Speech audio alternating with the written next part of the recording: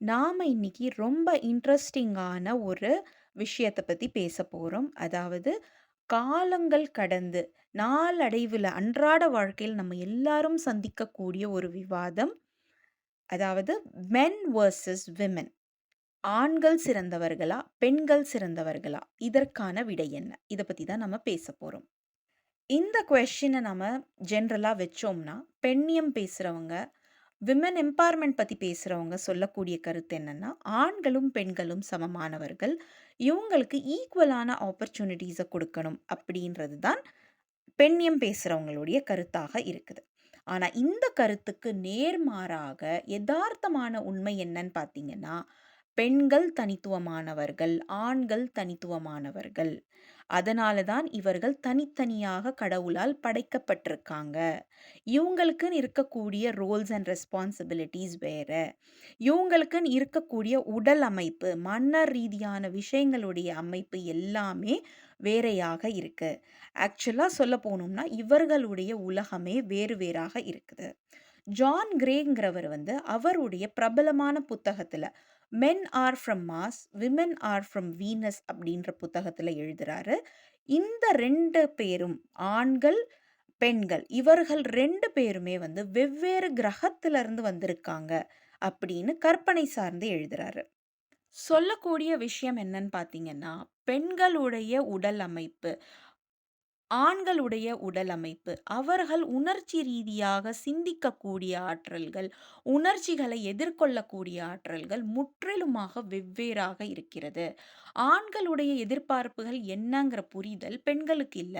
பெண்களுடைய எதிர்பார்ப்புகள் என்னங்கிறது ஆண்களுக்கு இல்லாத காரணம் என்னன்னா, அவங்களுடைய கட்டமைப்புங்கிறது, அந்த நெட்வொர்க், கனெக்டிவிட்டி, பில்ட்ங்கிறது முற்றிலும் மாறுபட்டதாக இருக்குது. வெளி தோற்றம் மட்டும் இல்ல, உள் தோற்றத்திலயும் ப்ராசஸ் பண்ணக்கூடிய மென்டலி ப்ராசஸ் பண்ணக்கூடிய விஷயங்கள்லயும் ஆண்களுக்கும், பெண்களுக்கும் நெறைய வித்தியாசங்கள்ல ஆண்கள் எப்பவுமே உணர்ச்சி ரீதியாக யோசிக்கிறதில்ல. அறிவு ரீதியாக எண்ணங்களை கொண்டு, சிந்தனைகளை கொண்டு யோசிக்கக்கூடியவங்களாக இருக்காங்க. அதாவது ஒரு விஷயம் அவங்களுக்கு முன்னாடி இருக்கு அப்படின்னா, இந்த விஷயம் நான் செஞ்சா இது சரி வருமா? தவறாக போகுமா? இதிலிருந்து வரக்கூடிய பிளஸ் என்ன? மைனஸ் என்ன? அப்படின்னு சிந்தனை பூர்வமாக எண்ணங்களை கொண்டு எண்ணி சிந்திச்சு செய்றவங்க தான் ஆண்கள். ஆனா பெண்களுடைய தன்மை என்னவாக இருக்குன்னா, ஒரு விஷயம் அவங்களுக்கு பிடிச்சிருந்தா போதும். எமோஷனல்லி உணர்ச்சி பூர்வமாக அவங்க அதனோட கனெக்ட் ஆகியிருந்தாங்கன்னா, இது எனக்கு பிடிச்சிருக்கு, பிடிச்சில்ல. இது 2 வச்சு தான் பெண்களுடைய உலகமே இயங்குது. ஆண்கள் அவர்களுடைய தேவைகள நேரடியா சொல்லக்கூடியவங்களாக இருக்காங்க. ஆனா, பெண்களுடைய எதிர்பார்ப்பு ஆண்கள் கிட்ட இருந்து என்ன இருக்குன்னா, என்னுடைய தேவைகள அவங்க புரிஞ்சுக்கணும். புரிஞ்சுகிட்டு அதுக்கேத்தா மாதிரி நடந்துக்கணும். நான் சொல்ல மாட்டேன். அவங்களுக்கே தெரியணும் என்னுடைய தேவை என்ன அப்படின்றது இவங்களுடைய கருத்தாக இருக்கு. அப்போ வெவ்வேறு கிரகத்திலிருந்து அதாவது வெவ்வேறு கட்டமைப்புல இருந்து ஒரு குடும்ப அமைப்புல இவங்க சேரும்போது என்ன ஆகுதுன்னா, இவர்களுக்குள்ளார ஈகோ கிளாஷஸ், எதிர்பார்ப்புகள், ஒருத்தரை பத்தி ஒருத்தர் புரிதல் இல்லாத காரணத்தினால, இன்றைய காலகட்டத்தில நம்ம நெறைய டிவோர்ஸஸ், நெறைய ஃபேமிலியோடைய கட்டமைப்பு சிதைவுகள நம்மளால பார்க்க முடியுது. அப்போ இந்த விவாதத்துக்கான தீர்வு என்ன அப்படின்னு நம்ம பார்த்தோம்னா, அக்செப்டன்ஸ் தான் இதுக்கான தீர்வும் தீர்ப்புமாக ஆகும். அதாவது பெண்கள் தனித்துவமானவர்கள். என்னென்ன விஷயங்கள்ல இவங்க தனித்துவமாக இயங்குறாங்கங்கிற புரிதல் ஆண்களுக்கு ஏற்படணும். அதேபோல ஆண்கள் என்னென்ன மாரியான விஷயங்கள்ல தனித்துவமானவர்கள்.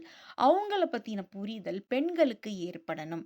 அது ஏற்பட்டுச்சுனா தான் நம்ம அன்றாட வாழ்க்கையில ஏற்படக்கூடிய ஈகோ கிளாஷஸ், வாக்குவாதங்கள நம்ம முற்றிலுமாக குறைக்க முடியும். அதையும் தாண்டி இந்த போட்டி மனப்பான்மைய நம்ம அறவே இல்லாம பண்ணிடணும். ஒருவருடைய எக்ஸ்பெக்டேஷன்ஸ மத்தவர் மேல திணிக்கிறத விட்டுட்டு, அவங்களுக்கு என்ன வேணும்ங்கிற புரிதல நம்ம எப்ப உள்வாங்க ஆரம்பிக்கிறோமோ, அப்ப நெறைய பிரச்சனைகளுக்கான தீர்வு நமக்கு தன்னாலேயே கிடைச்சிரும். குடும்பங்கள்ல ஏற்படக்கூடிய பிரச்சனைகளும் பெரும் அளவுல குறையும். நல்ல குடும்பங்கள் தான் நல்ல சமுதாயத்தை உண்டாக்கும்.